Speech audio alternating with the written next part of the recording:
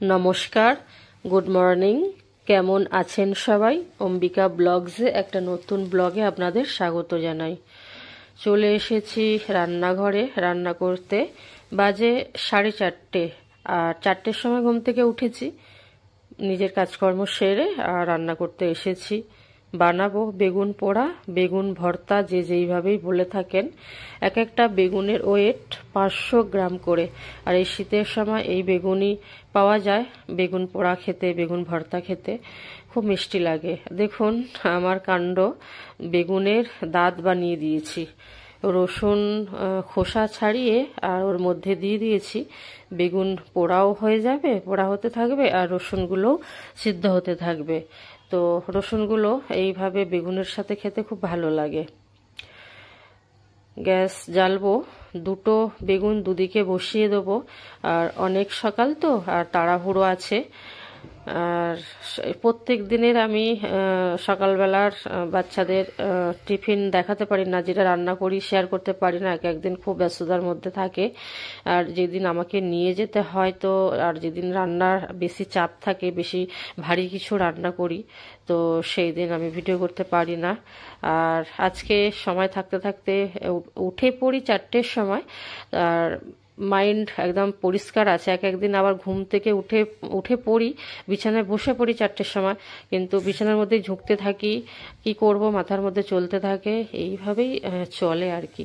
আজ মুড পরিষ্কার আছে, তাই বসে পড়লাম বেগুনের আইটেম বানাতে। আর বাচ্চারা ভালোবাসে, সবাই ভালোবাসে। আমরা বললাম, আমি আগের ব্লগে বলেছি, আমাদের সবার পছন্দ এক, মানে আমরাও যেটা পছন্দ করি বাচ্চারাও করে, বাচ্চারা যেটা পছন্দ করে আমরা করি, এই ব্যাপার। আমি বেগুনের মধ্যে একটু জল দিলাম, তার কারণ বেগুন পোড়া হয়ে যাওয়ার পরে একটু নাকি জল দিতে হয়, নাকি বাড়ির সদস্য কেউ যদি মারা যায়, যে বেগুন পোড়া করছে তার হাতে জল পাবে না, না যদি বেগুন পোড়ায় জল দেয়া হয়।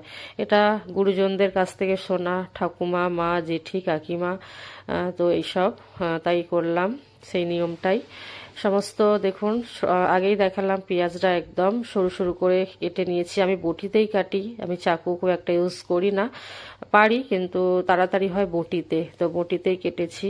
ধনে পাতা, পেঁয়াজ, এইদিকে শুকনো লঙ্কা করে নিয়েছিলাম আগে, আর রসুনটা সেদ্ধ হয়ে গেছে, বেগুন ছাড়িয়ে নিয়েছি।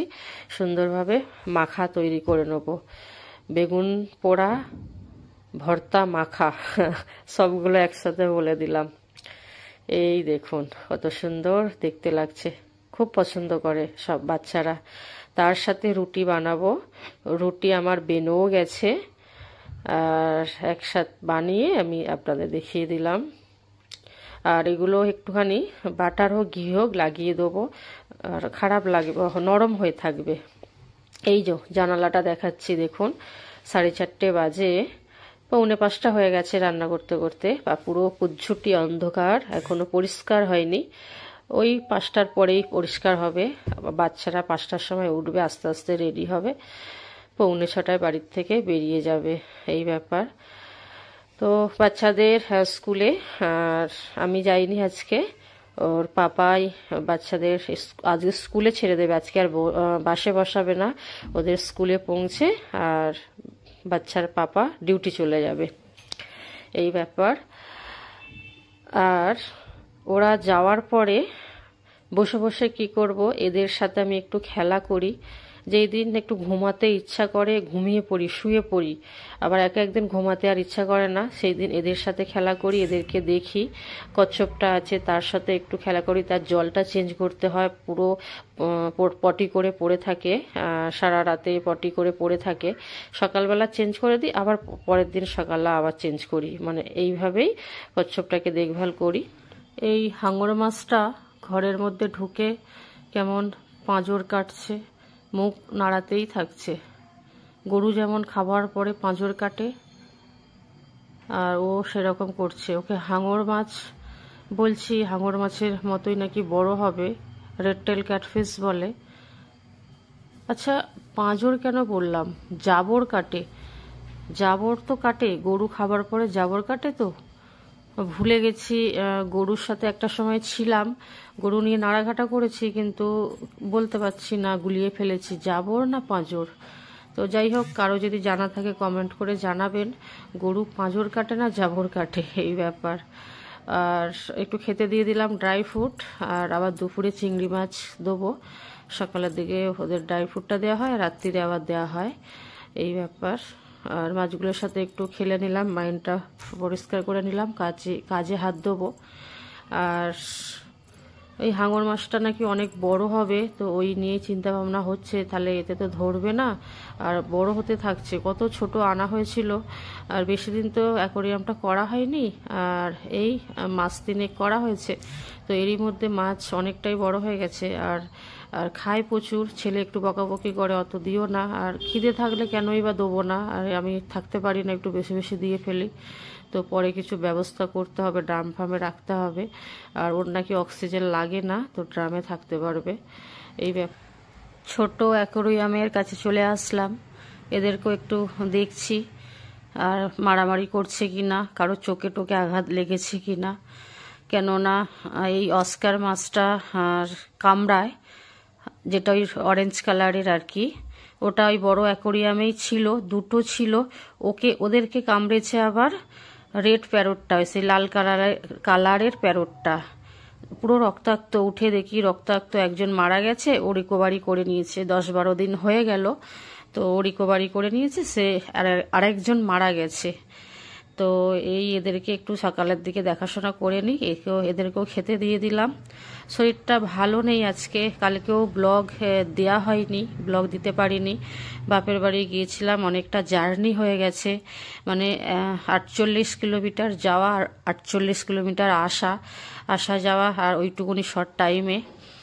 তো শরীরের মধ্যে শরীর নিতে পারেনি, পিঠের সিট্টারা প্রচুর যেন বেঁকে গেছিলো, এই ব্যাপার। কাল উঠতেই পারিনি সারাদিন, এই ব্যাপার। শহরে থেকে থেকে যা অবস্থা আর কি। আর গ্রামে যেতে ইচ্ছা করে, গ্রাম প্রচুর টানে, দেখতে ভালো লাগে, কিন্তু বয়সের সাথে সাথে যেন সবই হারিয়ে ফেলছি, মনোবল শক্তি, এই ব্যাপার। অনেক কথাই হলো, চলে এসেছি দুপুরে রান্না করতে। সারাদিনের কাজকর্ম হয়েছে, আর সমস্ত আর শেয়ার করিনি, প্রত্যেক দিনের কাজকর্ম কি শেয়ার করব, আর একটু একটু করে শরীরটা একটু ঠিক হয়ে যাক, আবার সমস্ত দেখাবো। আর এইটা না লোটে মাছ বলে, আর এটাই শীতের সিজনেই পাওয়া যায়। তো আজকে আমি রান্নাটা শীতের সিজনেরই রান্না সকাল থেকে বানাচ্ছি আর কি, মশলা করে নিয়েছি। আর মাছটা নয় ভাঙে নে, এবারে আগের সিজনে বানিয়েছিলাম ঠান্ডাতে, ওই যে দুধটাও গরম করে নিলাম, এই সময়তেই আসে, দুপুরে 12টার সময়। লাল শাক কেটে নিয়েছি একদম ছোট ছোট করে, এখানে শিম, বেগুন, আলু আর পেঁয়াজ পাতা, এইটাই রান্না করব। আর এই নোটে, ওইগুলো আবার গাছেদের জন্য খাবার রেখে দেবো। নোটে মাছটা না একদম ভাঙে নে, গোটা গোটা আছে। আগের বছরে বানিয়েছিলাম, একবার দুবারই বানিয়েছিলাম, পুরো ভেঙে ছাতু হয়ে গেছিল, আর এবারে দেখছি গোটা গোটা আছে। আর খুব লাকি আমি যে নোটে মাছকে গোটা রাখতে পেরেছি, এই মাছ নাকি গোটা থাকে না, মানে মাছটা তাজাই আর কি। তো ঝাল হয়ে গেছে। এরপরে মেয়ের একটু ডান্স প্র্যাকটিসে বসাবো, খাওয়া দাওয়া করে একটু রেস্ট করে, তো ডান্স প্র্যাকটিসে করবে। আমি পরে ভয়েস দিয়েছি, ডান্স দিয়েছি, ভয়েস তো দিচ্ছি, তাই বলে দিতে পারছি। আর করিয়েছি, আর ওটাকে একটু দেবো। গণেশ ঠাকুর গানের ওপরে ডান্সটা স্কুলে প্রোগ্রাম করবে, অ্যানুয়াল প্রোগ্রাম হবে ডিসেম্বরে, তো ওই প্রোগ্রামে করবে, অন্য গানের সাথে সেট করে দিয়েছি, ও প্র্যাকটিস করছে।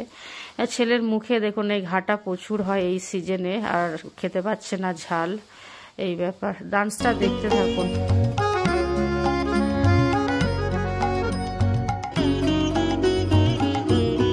আকাশ হতে আকাশ পথে হাজার স্রোতে ঝরছে জগৎ ঝর্ণা ধারা, জগৎ ঝর্ণা ধারার মতো।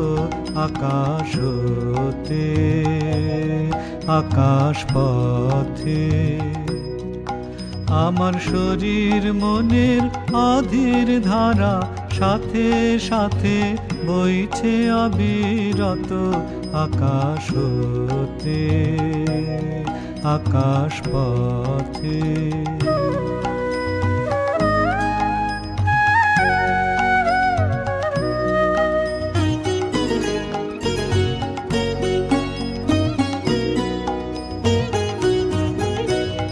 দুই প্রবাহের ঘাতে ঘাতে উঠতেছে গান দিনে রাতে, সেই গানে গানে আমার প্রাণে ঢেউ লেগেছে, প্রাণে ঢেউ লেগেছে কত, আমার হৃদয় তটে চূর্ণ সে গান, আমার হৃদয় তটে চূর্ণ সে গান।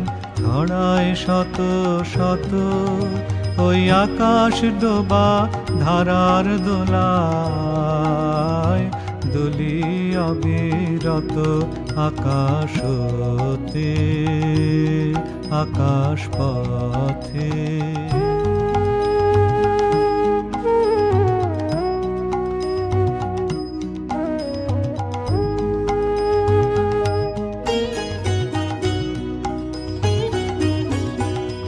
এই নৃত্য পাগল ব্যাকুলতা বিশ্ব পরাণে, নিত্য আমায় জাগিয়ে রাখে,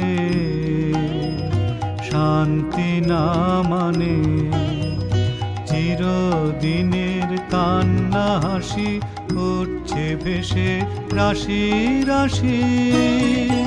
এসব দেখতেছে কোন নিদ্রাহারা নয়ন অবনত, ওগো সেই নয়নে নয়ন আমার হোক না নিমেষত।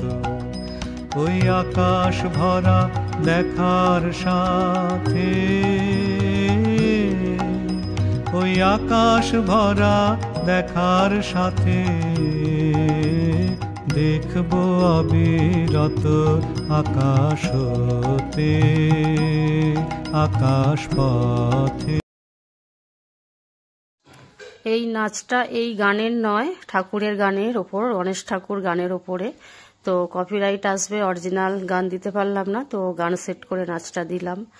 আমার গাছেতে, আমাদের গাছের ওপরে নতুন অতিথি এসেছে। এই অতিথি খুব খতরনাক, মোটেও ভালো নয়। তো এটাকে দেখছি আর তাড়াতে হবে, নালে একদম পুরো বিষাক্ত করে দেবে আমাদের। ডেঞ্জারাস অতিথিকে তাড়িয়ে আর এই ভয়েস ওভার দিতে বসেছিলাম, তো ভিডিওটা কমপ্লিট হয়নি, তাই একটু সামনে আসলাম। আর এই সব পড়তে বসে গেছে, আর আমি আবার একটু দেখাবো, মেয়েকে হিন্দি পড়াবো। তো ভিডিও আমার রেডি, আর ডাউনলোডে বসিয়ে দেবো। ভিডিওটা যদি ভালো লেগে থাকে একটা লাইক দেবেন, লাইক দিয়ে ভিডিও দেখবেন, কমেন্ট করবেন, সাবস্ক্রাইব করবেন, পারলে শেয়ার করুন। আর আপনারা সবাই ভালো থাকুন, সুস্থ থাকুন। আবার একটা নতুন ব্লগে আপনাদের সাথে দেখা হবে।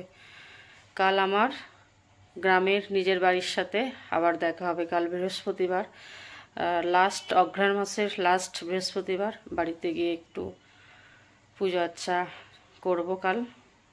তো চলুন, টাটা, বাই বাই।